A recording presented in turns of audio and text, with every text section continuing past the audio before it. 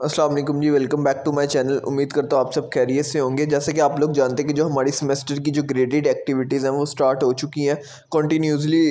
जो है वो रोज़ाना की बेसिस पे जो हमारे क्विज असाइनमेंट्स और जीटीपी आ रहे हैं। तो आज की वीडियो में हम इंग्लिश 518 रिसर्च मेथडोलॉजी इन ईएलटी उसका जीटीपी आ चुका है, जिसकी लास्ट डेट है 24 है। तो आज हम उसके क्वेश्चन और आंसर्स पे कंप्लीट बात करेंगे। मैं आपको बताऊंगा कि क्वेश्चंस में उसने क्या पूछा और आपने आंसर में क्या लिखना है, और ये भी बताऊंगा कि आपने किस तरह वीडियो अपलोड करनी है ताकि आप प्लेजरिज्म से बच सके। तो आपने वीडियो को एंड तक देखना है ताकि कोई भी जो है वो स्टेप मिस ना हो। वीडियो शुरू करने से पहले अगर आप मेरे चैनल पे न्यू है तो लाइक शेयर सब्सक्राइब लाजमी कीजिए। और इसके अलावा किसी भी असाइनमेंट जीडीपी या क्विज का आपको सोल्यूशन चाहिए तो आप नीचे कमेंट में मुझे बता सकते हैं। आपने उसका क्वेश्चन पोस्ट करना है और उसकी लास्ट डेट पोस्ट करनी है। इंशाल्लाह उस पर भी आपको वीडियो मिल जाएगी। तो वीडियो को शुरू करते हैं। इंग्लिश 518 रिसर्च मेथडोलॉजी का जो है वो जीडीपी है, जिसकी लास्ट डेट 24 नवंबर है। उसका जो क्वेश्चन है वो ये है, right one research question on the topic. आपने एक रिसर्च क्वेश्चन लिखना है। टॉपिक ये है, challenges faced the virtual university BS student in learning English language. Topic ये है कि इंग्लिश लैंग्वेज को सीखने में जो बीएस स्टूडेंट्स हैं वर्चुअल यूनिवर्सिटी को, उनको जो जो चैलेंजेस फेस्ड आते हैं उस पर आपने एक रिसर्च क्वेश्चन लिखना है। और इस क्वेश्चन का पार्ट 2 ये है कि आपने अपना व्यू भी देना है कि आपको क्यों ज़रूरत पड़ी है ये चैलेंजेस लिखने के लिए। जब आप जीटीपी देखेंगे तो उसका पूरा क्वेश्चन ये है कि आप एक रिसर्च क्वेश्चन लिखें। टॉपिक पे ये कि challenges faced by the BS students of virtual university in learning English language, और आप अपने व्यूज़ भी दें कि आपको क्यों ज़रूरत पेश आई है ये चैलेंजेस लिखने में। तो ये है क्वेश्चन जिसके बारे में हमने जो है वो अपना राय देनी है। तो हम इस क्वेश्चन आपको समझ आ गया तो हम चलते हैं इसकी आंसर की तरफ। इसका आंसर जो है वो ज़्यादा कुछ लंबा नहीं आपने लिखना है, सिर्फ एक रिसर्च क्वेश्चन लिखना है।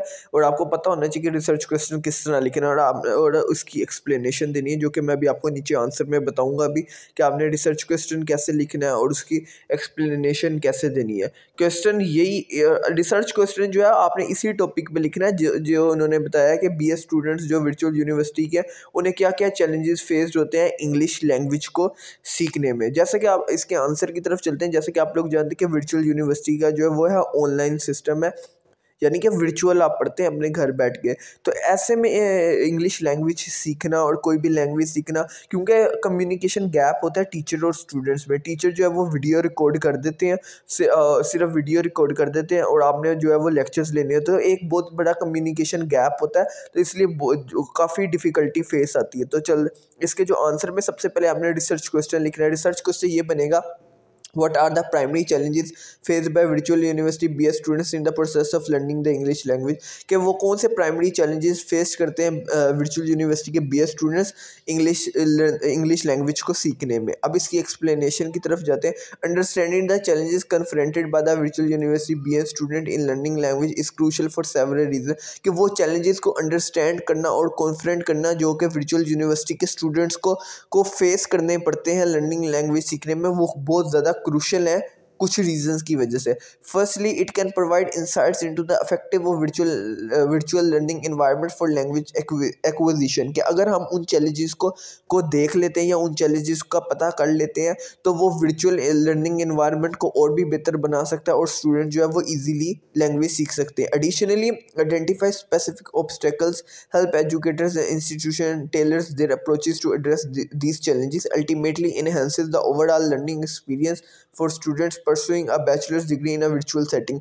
कि अगर हम उन चैलेंजेस को आइडेंटिफाई कर लेते हैं, ऑब्स्टेकल्स को आइडेंटिफाई कर लेते हैं, तो इस तरह जो वर्चुअल सिस्टम होता है यानी कि जो ऑनलाइन सिस्टम होता है वो और भी बेहतर हो सकता है। और काफ़ी स्टूडेंट्स जो हैं वो उनको भी हेल्प होगी, और काफ़ी स्टूडेंट्स न्यू भी एडमिट होंगे वर्चुअल लर्निंग इन्वायरमेंट में, ताकि हम इस जो इन्वायरमेंट को वो बेहतर बना सकें। ना सिर्फ ये स्टूडेंट्स के लिए बल्कि टीचर्स के लिए भी अच्छा होगा। एक तो कम्युनिकेशन लेवल स्टूडेंट्स और टीचर में बेहतर होगा। इसके अलावा जो है वो बच्चे जो हैं वो काफ़ी कुछ सीखेंगे भी, उनमें जो कम्युनिकेशन गैप है वो भी कम होगा। और जो बैचलर्स की डिग्री है वो वर्चुअल इन्वायरमेंट की वो वाकई ही मानी जाएगी हर तरफ के। हाँ, वर्चुअल इन्वायरमेंट में भी बच्चे पढ़ सकते हैं, और बहुत सारे न्यू जो स्टूडेंट्स हैं उन्हें भी मौका मिलेगा ताकि वो इस इन्वायरमेंट में पढ़ सकें और जो इस इन्वायरमेंट की जो चीज़ें हैं उसको अडेप्ट कर सकें। तो ये है इंग्लिश 518 का जीटीपी, जिसकी लास्ट डेट 24 है। प्लेजरिज्म से बचने के लिए आपने यही करना है कि आप जो मेरे सोल्यूशन को मॉडिफाई कर सकते हैं। मॉडिफाई आपने इस तरह करना है, सोल्यूशन में अपने आप से डालना हो तो अपने आप से कुछ डालना हो तो डाल सकते हैं, वरना आप मेरे ही सोल्यूशन को मॉडिफाई कर सकते हैं। रिसर्च क्वेश्चन तो यही रहेगा।